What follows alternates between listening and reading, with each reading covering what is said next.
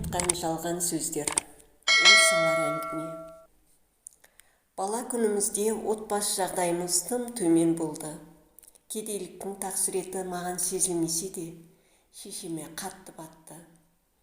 Киер киім, ішер асқа жарымай жүргенде, ол үнемі өз ыдысындағы несібесін маған бөліп берер еді. Құлыным жей ғой, менің қарным ашқан жоқ дейтін. Бұл оның үнемі айтатын жалған сөзі еді. Ер жете бастаған шағымда базардағы қымбат зат немесе дәрумендер алып беруге шешемнің қалтасында көк тиыны жоқ еді. Үнемі жақын маңдағы өзеннен балық аулап келетін. Мен балық етін жеп, сорпасын ішіп отырған сәттерімде ол үнемі үстел шетінде отырып, балық сүйегін мүжіп отыратын. Анам қайнатқан балық сорпасының дәмі әлі күнге таңдайымда. Үнемі шынысына ет салып берсем, өзің же ғой, білесің ғой мен балық етін ұнатпаймын деп, қайтадан өз ыдысына салып қоятын.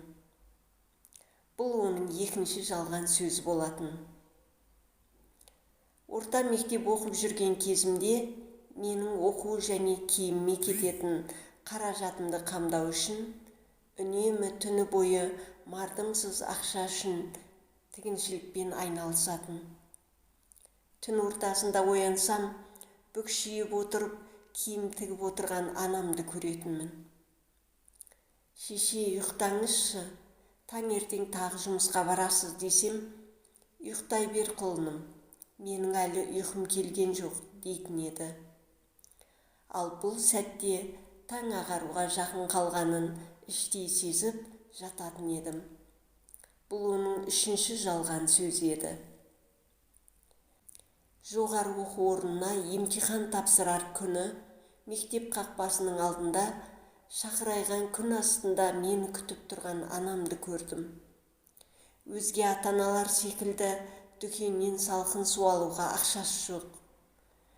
Шешем маған бола қант қосылған қара шай алып келіпті. 3 сағат бойына мені күтіп тұрған байғұс шешемнің ерні кеберсіп, әлі нәр татпағанын білдім. Өзіңіз ішіңіз деп ұсынып ем, жаңа ғана іштім, әлі шөлдеген жоқпын деді. Кесе түбіне анамның мейір шапағат тұнғанын сезетінмін. Сарқып ішіп анамды құшақтадым. Бұл оның 4-ші жалған сөзі еді. Әкем өмірден озғанда анам тым жас еді. Жалғыздықтың азабын аз тартқан жоқ.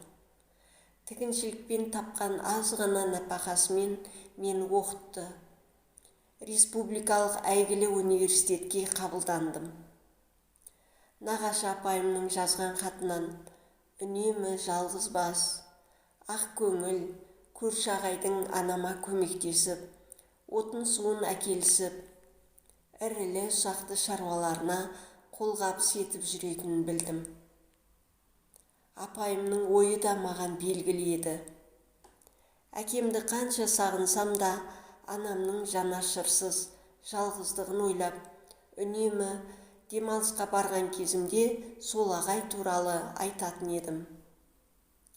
Ай, өзі бір ақпейіл жан, бірақ ұлым, мен оны ұнатпаймын ғой. Өз жағдайың қалай, маған ертерек келін керек деп күлімсірейтін. Әңгімен басқа жаққа бұра бастағанын мен оның тағы да жалған сөйлеп тұрғанын сезетінмін. Бұл 5-шісі еді.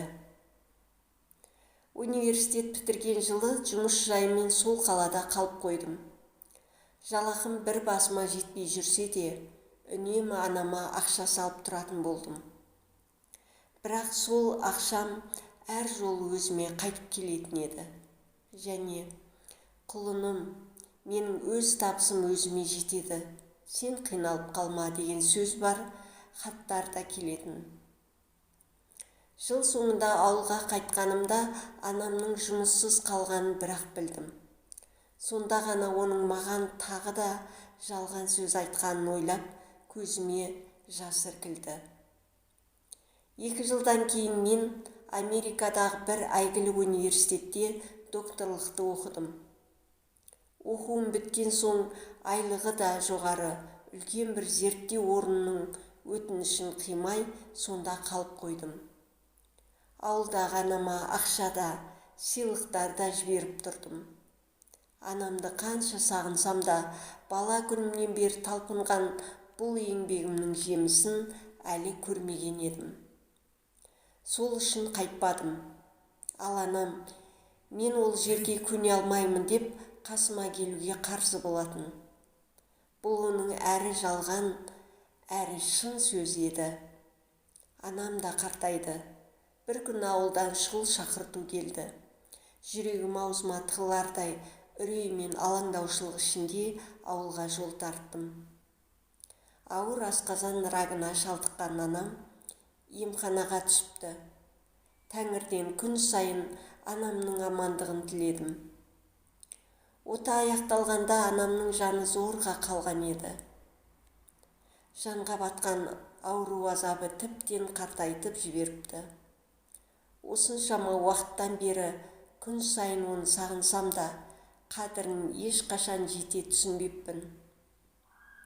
Наркоздан әлі оянбаған анамды құшақтап егіліп жыладым.